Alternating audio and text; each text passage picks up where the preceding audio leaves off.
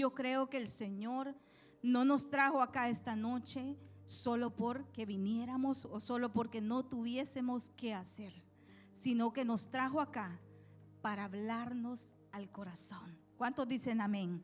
¿Cuántos levantan un aplauso a ese Dios poderoso, a ese Dios grande que sigue peleando nuestras batallas, que sigue cada día peleando sus batallas, orando y clamando cada día nosotros con fe y creyendo que nuestro Dios es nuestra defensa? ¿Cuántos creen que Dios es nuestra defensa? Amén.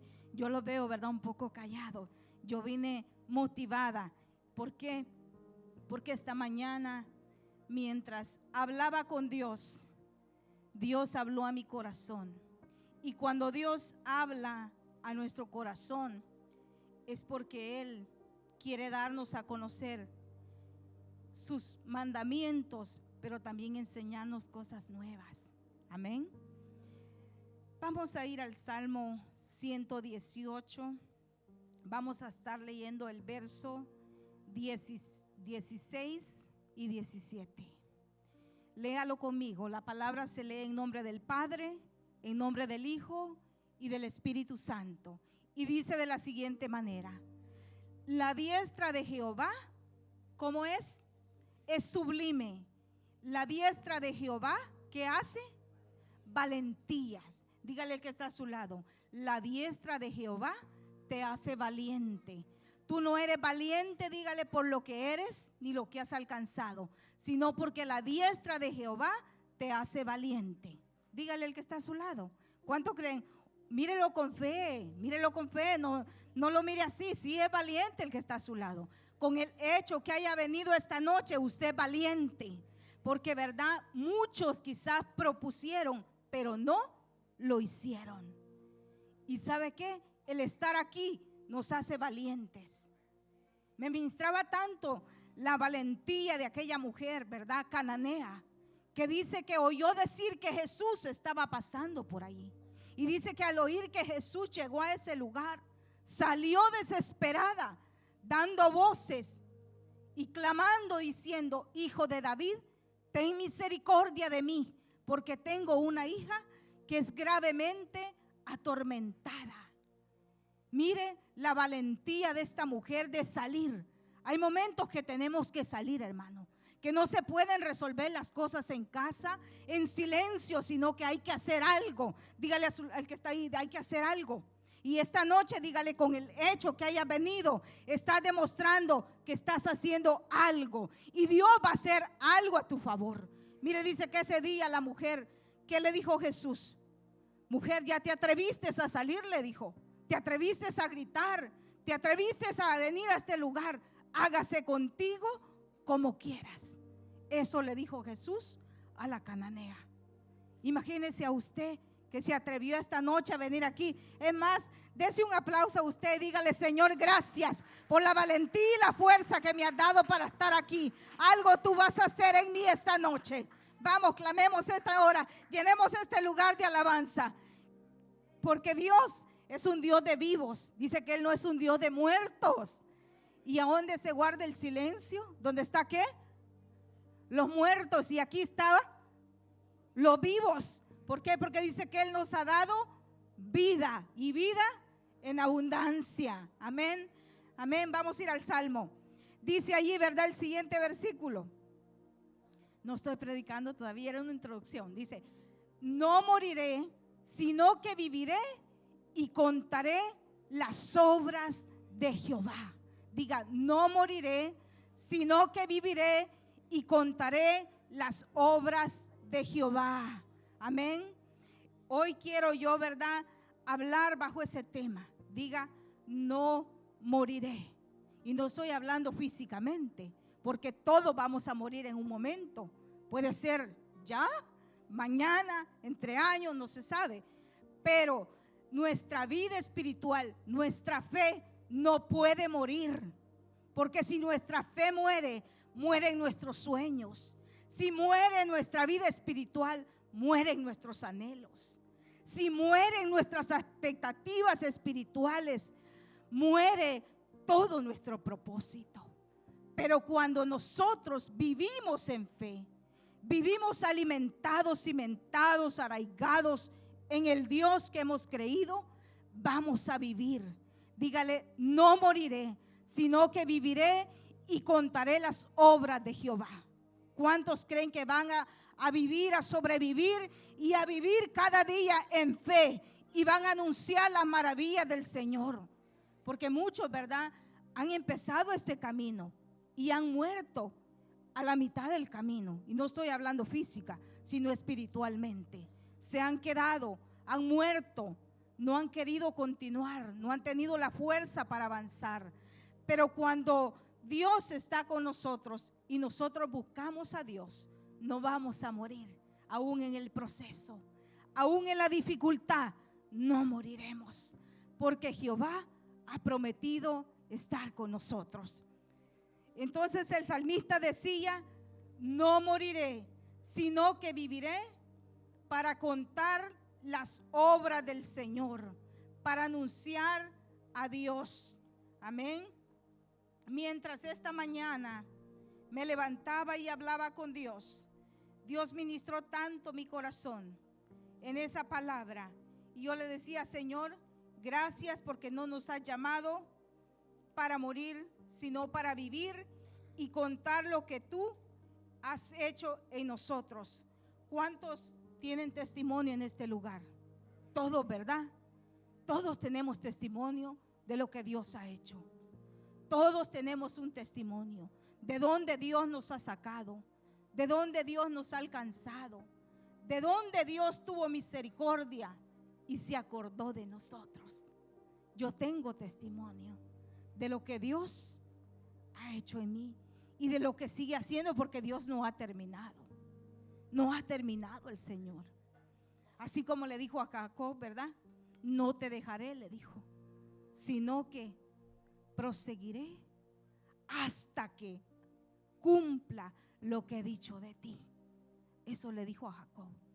Así que esta noche vamos a tomar este tema porque me llamaba la atención, ¿verdad? Porque cuando se trata de liderazgo, a mí me gusta hablar del liderazgo de Jesús como el primer ejemplo, pero también del liderazgo de hombres como usted y como yo, que vivieron en cuerpos así como nosotros, familias así como nosotros. Y uno de ellos que tanto me agrada es Pablo. ¿Sabe por qué? Porque ese hombre supo verdaderamente cuál era el propósito para el cual Dios lo había asido, como dijo él. Él dijo: no es que lo haya alcanzado todo, decía, ni es que sea perfecto, ¿se acuerdan que él dijo?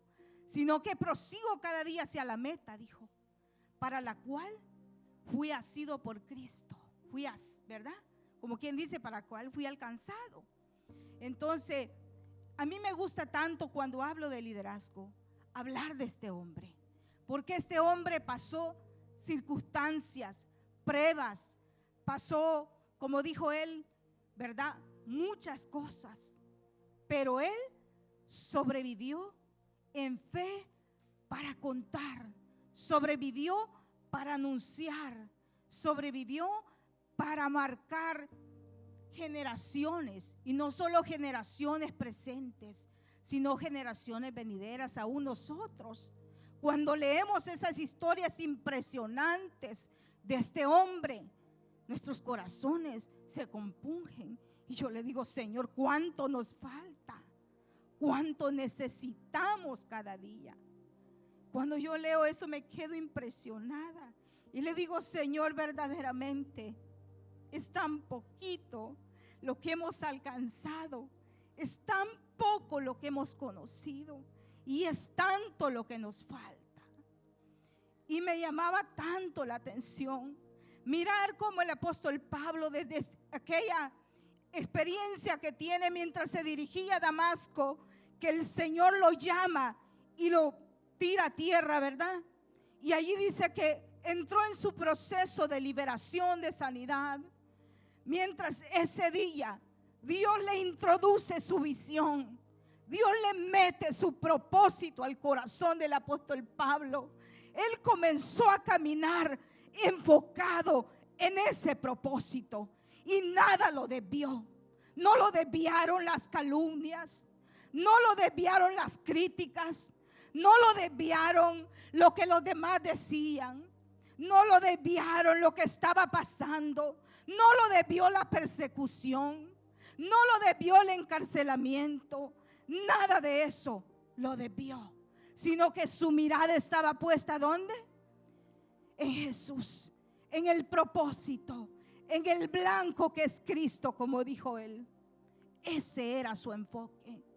Y el Señor ministraba tanto esta mañana a mi corazón y me decía: ¿por qué muchos de ustedes no logran ver su propósito como yo lo he trazado? Porque se desenfocan y comienzan a ver lo que dice allá aquel, lo que dice el otro, y no se acuerdan de lo que digo yo de ustedes. Olvidan verdaderamente lo que yo he dicho. Y yo le decía al Señor esta mañana: enfócanos, Señor, que nada de este mundo nos robe tu propósito, que nada de esta vida pueda ser mayor que tu propósito en nosotros. Y por eso le ponía: no morirás, sino que vivirás y contarás las obras de Jehová. Porque muchas veces morimos a nuestra fe, porque nos enfocamos en otras cosas y nos olvidamos de enfocarnos en el propósito de Dios. Vamos a ir allí. Fíjese que me llamaba la atención que mientras el apóstol Pablo va en aquella tormenta, todos sabemos, ¿verdad?, que él iba en ese barco donde lo subieron para que fuera a Roma. Pero dice que mientras van ahí, fueron 14 días en alta mar, bajo peligro de muerte, bajo peligro, ¿verdad?, de que ellos perdieran su vida. Pero dice que esa noche el ángel de Jehová estuvo con Pablo y le dice: Pablo, no temas, porque le dice: es necesario que comparezcas ante César, que llegues a Roma. ¿Sabe qué le estaba diciendo? No vas a morir, Pablo, porque todavía falta que llegues allá. No vas a morir, Pablo, porque todavía hay algo que tienes que hacer. Hoy Dios te dice: no vas a morir en tu proceso, no vas a morir en tu aflicción, no vas a morir por lo que estés pasando, porque todavía falta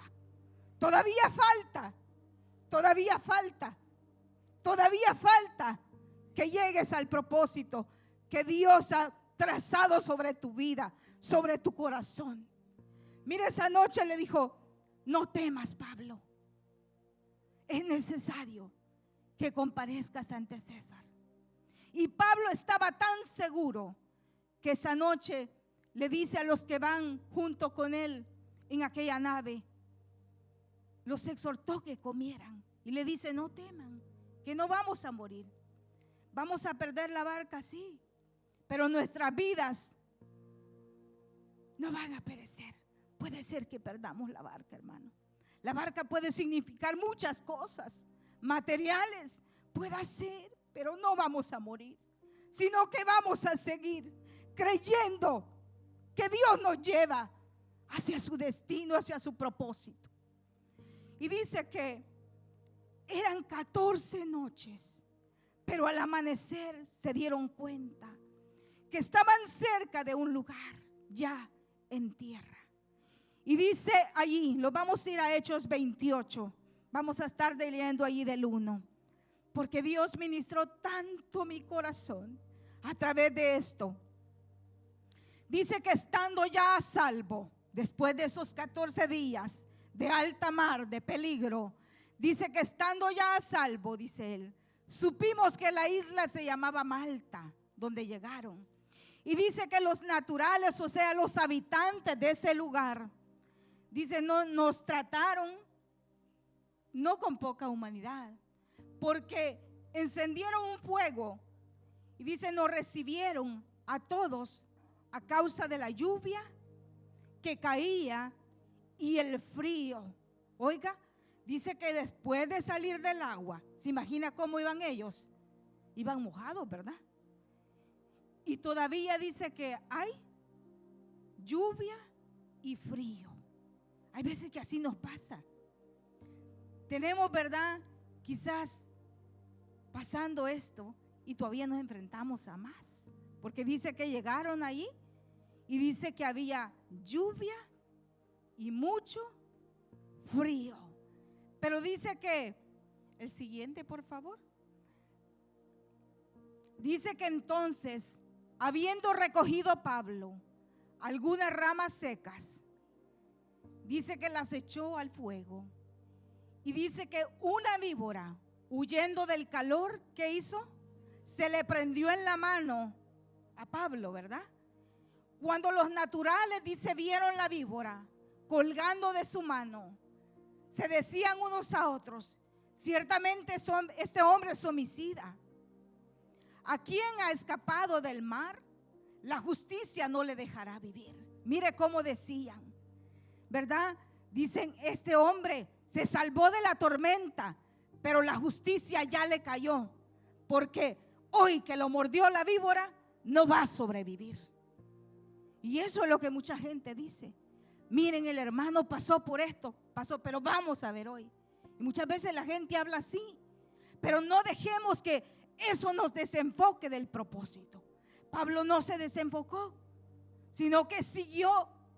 Porque si nosotros, yo quiero detenerme un poco, porque fíjese que la mordedura de una víbora o de una serpiente o de una culebra, como usted lo quiera llamar, no es fácil.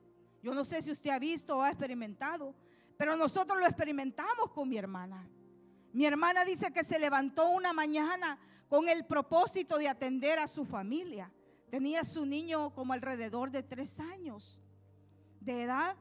Y dice que ella se levantó, preparó el desayuno, atendió su casa. Pero dice que como verdad allá en nuestro país, el tiempo de desayuno, de almuerzo y de cena, ya no hay que, ¿verdad? Como acá que allá comemos, ¿verdad? No, allá es seguido eso y es un afán por servir la mesa a las 12, ¿verdad? Y pues mi hermana dice que se levantó con el propósito de atender a su familia. Y dice ella que después que sirvió el desayuno dijo, voy a ir a una sembradillo, le llamamos nosotros, no sé ustedes. Y dice que bajó como una colina donde había muchas matas o plantas del loroco. ¿Cuántos conocen el loroco? Y ella dijo, para el almuerzo mi propósito es atender a mi familia con pupusas de loroco. Y dice que se fue. Y dice que ella había empezado, dice, a clasificar el loroco que estaba más listo para usar. Pero dice que poco había cortado cuando de repente, dice, ella sintió un ruido. Pero en el mismo ruido, dice, ella volteó a ver y vio, dice, solo pero ya la había mordido. Cuando la mordió, dice que ella no creyó y se vio y dice que dijo ella, ¿será que me mordió? Pero dice que rapidito ella dejó lo que estaba haciendo y corrió, dice, subió y le dijo a su suegra, suegra, yo creo que me mordió una serpiente, una culebra. Y le dijo la suegra, no bromea así, que eso no es fácil. Y le dijo ella, no estoy bromeando. Dice ella que al cabo de 30 minutos, ella comenzó a paralizarse. Ella comenzó a perder la visión. Ella comenzó a perder la habilidad de hablar. Ella comenzó a perder la habilidad de respirar. Y dice que se entumeció, no sé si me doy a entender con la palabra, se entumeció. Ya no había movimiento en su cuerpo. Y dice que su suegra corrió y la llevó, dice, pronto al hospital. Y la cosa era que dice que la carretera estaba cerrada. Y le dice al Señor, mire que yo la llevo porque una culebra me la acaba de morder. Y dice que inmediatamente le abrieron la calle. Pues para no hacerle tan grande, ¿verdad? Dice que inmediatamente la llevaron a la emergencia a mi hermana. Y le dice la enfermera de turno, ¿qué tiene? ¿Qué tiene? Porque dice que ya iba al doble de cuerpo ella. El cuerpo de ella ya se veía inflamado, se había hinchado. Y dice que le dijo ella, una culebra la acaba te morderan. Y dice que inmediatamente corrieron. Y dice que el antídoto que le pusieron, dice, fue en la pierna. Pero dice aquí inmediatamente que ese antídoto entró. Ella sintió que algo, dice, en su sangre había entrado tan caliente, dice ella, que ella comenzó a reaccionar. Y dice ella que fue una experiencia tan triste que ella sentía, dice, que no tenía memoria, no tenía visión, no tenía habilidad para hablar. Eso es lo físico. Y ahora en lo espiritual, hermano, cuando la serpiente, que significa Satanás, te muerde, imagínate, te roba tu visión, te roba la capacidad, la habilidad para moverte, te roba la capacidad para hablar, para confesar, para declarar la palabra. Dice ella que esa fue una experiencia tan triste que ella decía en su interior: ¿dónde está mi hijo? Pero dice que no le salían palabras. ¿Por qué? Porque le había robado la habilidad de expresar. Y eso es lo que hace Satanás cuando te muerde con su astucia, con su engaño, con su mentira. Por eso el apóstol Pablo tenía temor, ¿verdad? Que le dice, creo que fue a los Corintios, que le dice: temo que la serpiente los haya engañado, así como engañó a Eva. Y le dice que nuestros sentidos se desvíen de la verdadera fidelidad a Cristo. El apóstol sabía, ¿verdad?, que Satanás fuera a engañar a los hermanos de Corintio. Y hoy en día, esto está por donde quiera, hermano. Satanás quiere engañar la iglesia, quiere engañar a los hijos de Dios, quiere robarte el propósito, quiere robarte la fidelidad a Dios, quiere robarte que tú le sirvas al Señor. Mire, porque Él desde el inicio viene haciendo esto. Y hoy en día vemos la iglesia que muchas veces se deja morder, y eso la desenfoca, le roba el propósito, le roba lo que Dios ha dicho que nosotros portamos. Pero cuando eso pase, no permitas que la mordida de esto te quite el propósito. Ponte el antídoto de la palabra y sigue caminando, sigue enfocado, sigue creyendo, sigue viéndote así como Cristo te ve. Sigue creyéndole a Dios que no morirás, sino que vivirás y anunciarás lo que el Señor te haya hecho en tu vida, y seguirás siendo contigo, seguirás contando, seguirás diciendo que Cristo es fiel. No te desenfoques. Mire, dice, ¿verdad?, que el apóstol tenía miedo que los hermanos fueran engañados por la serpiente con su astucia, así como engañó a Eva y la extravió de lo que Dios les había dicho. Porque ¿qué lograron ellos? Dice que ellos fueron expulsados ¿de dónde? Del jardín, del huerto, de la delicia. Eso es lo que hace Satanás, robarte la delicia de Dios en tu vida. Él roba la delicia que Dios te da cuando tú te deleitas en Dios. ¿Qué sucede?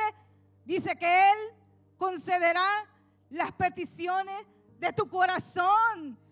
Esa es la delicia con Dios. Mire, y esto fue lo que esperaban los hermanos. Miren, los naturales, o sea, los habitantes de aquella isla Malta. Dice que cuando Pablo llegó, dijeron: este hombre homicida se salvó de la tormenta, pero hoy de la justicia no se salvará de esa mordida. Ya no se va a levantar, ya nada va a poder hacer. Porque ellos sabían que allí no había medicina, no había nada. Pero el antídoto de la fe estaba en el corazón de Pablo. Porque ¿qué hizo él? Dice que la sacudió sobre el fuego y siguió haciendo lo que estaba haciendo. Vamos a ir al siguiente verso de ahí del libro de los Hechos. Miren lo que dice: ellos estaban esperando que él se hinchase o cayese muerto de repente. Mas habiendo esperado mucho, digan, muchos van a estar esperando, pero no lo van a ver en mí porque no moriré.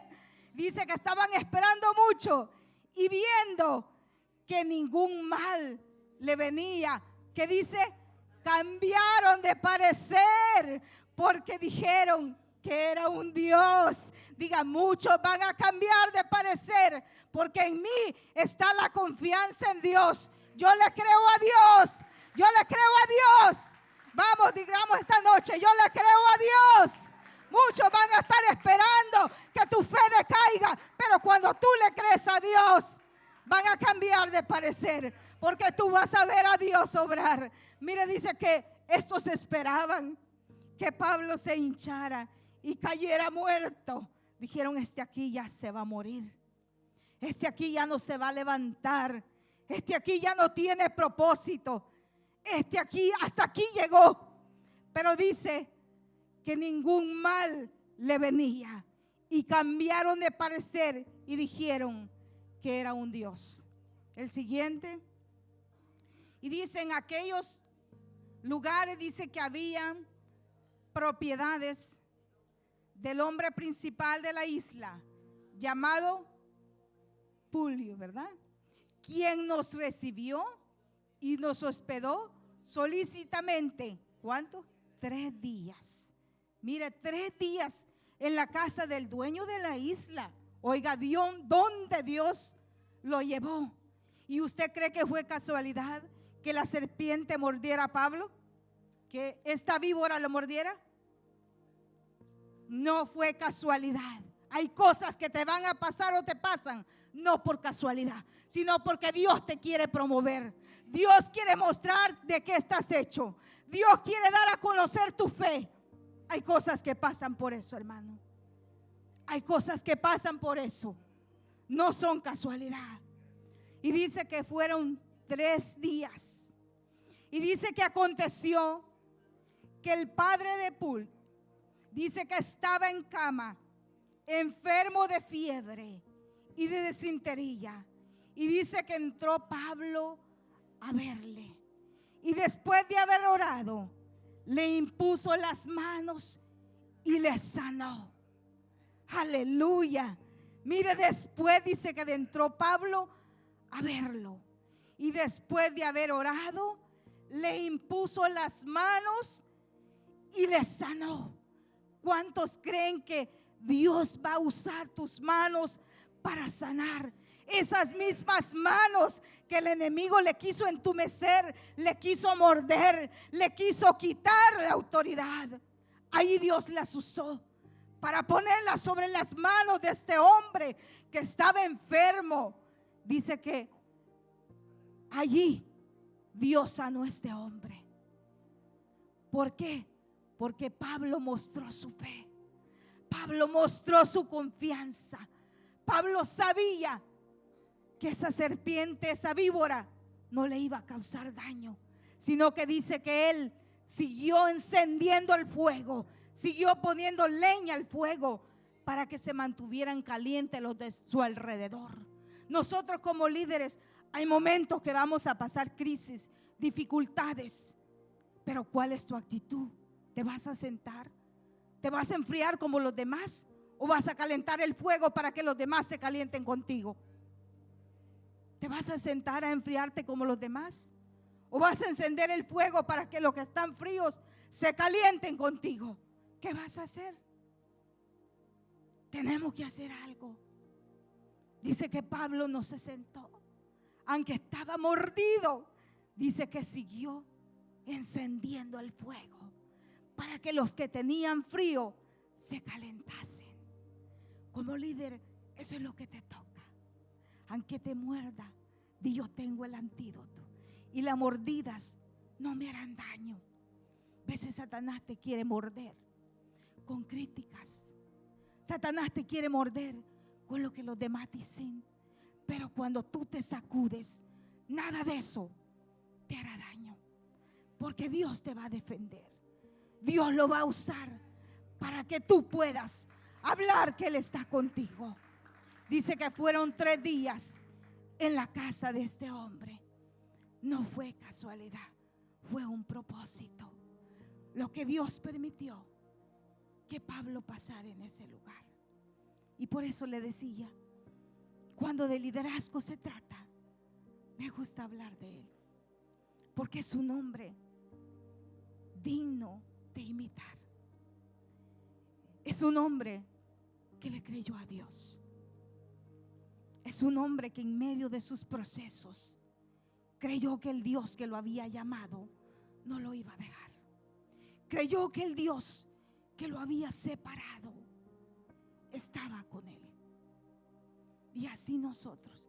Yo esta mañana le decía, Señor, yo no creo que de casualidad hayas estorbado mi vida y me hayas sacado de donde iba. Yo creo que fue con propósito. Y venía a mi mente cuando la Biblia habla de un hombre llamado Epafrodito. Dice que este hombre era un colaborador, servidor con Pablo. Y dice que este hombre servía a los hermanos, pero dice que un día se enfermó y estuvo a punto de morir, pero dice que Dios tuvo misericordia de él y no murió. ¿Por qué? Porque le faltaba algo que hacer. Y Dios me decía esta mañana, falta mucho por hacer. Falta mucho por hacer. Y yo le decía, Señor, si falta mucho por hacer, no permitas que mi fe muera, porque si mi fe muere, muere mi propósito. Si mi fe muere, muere todo. Porque me decía Dios, tienes que saber que los días más importantes de tu vida son el día que naciste y el día que te das cuenta para qué naciste. Porque muchos creemos que el día que nos casamos es importante, claro que sí. El día que nos graduamos, claro que sí. Pero lo más importante son el día que tú naces y el día que te das cuenta para qué naciste. Esos días son importantes en tu vida, porque cuando te das cuenta para qué naciste, te enfocas en hacer aquello para lo cual naciste. Eso es. Y Dios me ministraba tanto mi corazón. Y venía a mi mente cómo Pablo aconsejaba a la iglesia, cómo Pablo se vertió en los hermanos. Y este hombre fue ante autoridades, ante reyes, ante pobres, ante ricos, ante hombres estudiados, ante hombres no estudiados. Él tocó a diferentes culturas, naciones, razas, lenguas, porque sabía para qué había nacido. Y cuando tú te das cuenta para qué naciste, te enfocas en lo que Dios quiere que hagas. Aleluya. Diga gracias, Señor, porque tú me mostrarás cuál es mi propósito. ¿Para qué nací, Señor? Muéstrame cuál es el propósito por el cual tú me trajiste a esta tierra. Y voy a caminar, Señor. Voy a hacer, Señor, lo que tú me digas. ¿Sabe por qué? Porque Pablo decía eso. Porque este hombre se volvió loco por Dios. Por eso él decía, si estamos locos, es para Dios. Y si estamos cuerdos, es para nosotros. Porque él hacía cosas que la gente se quedaba admirada. La gente se admiraba de Pablo. La gente sabía que Pablo no era un hombre común. Los de esa isla se dieron cuenta que era un hombre anormal. Era un hombre no cualquiera. Dice que, mire, hecho esto, dice también, los otros de la isla, dice que tenían enfermedades y venían y eran sanados. ¿Por qué? Porque la isla necesitaba un Pablo. Hoy hay lugares donde necesitan un Pablo, pero ya no él, sino un yo, diga usted. Mire, hay lugares donde nos están necesitando. Y dice ahí, ¿verdad? Que todos venían los que tenían necesidades. Y Pablo, ¿verdad? Hacía cosas que todos se admiraban. Y Dios me decía: si tú quieres salir de lo normal, de lo común, solo cree, porque eso es lo que hacen los hombres de fe, hacen locuras en el espíritu. ¿Sabe por qué Eliseo mandó que pusiesen sal en aquella vasija para echar sobre aquellos manantiales que dice que las aguas estaban enfermas? Porque era un hombre que le creía a Dios y practicaba cosas en el espíritu que nadie las entendía. Pero dice que allí Dios se glorificaba, ahí Dios se manifestaba, ahí Dios hacía lo que tenía que hacer. ¿Se acuerdan cuando dice que los hijos de los profetas estaban pasando por un tiempo de hambre y le dijo a uno de sus criados: haz potaje para ellos? Pero dice que este criado fue por calabazas y tomó calabaza silvestre, y dice que cuando le sirvió, uno de ellos gritó y le dijo: Señor, hay muerte en la olla. ¿Y qué dijo Pablo? No dijo bótenla, no dijo no la coman, no dijo aguanten hambre. No, porque ellos no hablaban negativo. Los hombres de Dios no hablan circunstancias, sino le hablan a las circunstancias. ¿Y qué dijo? Traigan harina y échenla, porque eso hace la gente que le cree a Dios, la gente que se vuelve creedora de Dios, hace cosas que quizás para algunos están fuera de sí, pero para Dios son cosas que están en el orden espiritual, en el orden de la fe. ¿Por qué esa es la fe? Creerle a Dios. Esa es la fe, creerle a Dios. Mire, dice que Pablo, con todos estos hombres, ¿verdad? Me imagino que los que habían salido de la embarcación con él dijeron: vimos a Pablo tan animado allá, y hoy que la serpiente, la víbora lo mordió, ¿qué va a pasar? Se unieron a esperar juntamente con los demás que cayera, pero dice que ningún mal le aconteció, porque Dios estaba con él. Y dice el 10 ahí, dice: los cuales también, dice, nos honraron con muchas atenciones. Cuando zarpamos, dice, nos cargaron de las cosas necesarias. Eso es lo que hace Dios con cada uno de nosotros. Dios honra tu fe, Dios honra tu testimonio, Dios honra lo que te ha entregado cuando tú lo sabes usar. Mire, Pablo dice que todos les honraron con bienes, dice que los cargaron de las cosas necesarias para llevar. Así que no dejes que la mordida de la víbora te desenfoquen. Sacúdete y sigue adelante, y cree que Dios te ha llamado para que enciendas el fuego, para que otros se calienten contigo. Tú no te puedes enfriar, tú no puedes bajar tu mano y decir no puedo más. Imagínense que si Pablo se hubiera afligido y hubiera dicho: hoy sí, no hay antídoto acá, pero el antídoto lo andaba él en su corazón, porque el único antídoto es la palabra de Dios y tu fe, lo que tú vas a usar en esos momentos. Y Dios ministró tanto mi corazón, que Dios está buscando gente que se decida verdaderamente como estos hombres y mujeres que le creyeron a Dios. Mire, me llamaba tanto la atención leer. Estos días estaba leyendo y le decía al Señor: qué tremenda la historia de aquella mujer que dice que había vivido, ¿verdad?, por mucho tiempo. Dice que era una mujer pecadora, para que usted me entienda, ¿verdad?, qué era lo que estoy tratando de decir. Y dice que ella escuchó que un hombre llamado Simeón el leproso había invitado a Jesús a comer a su mesa.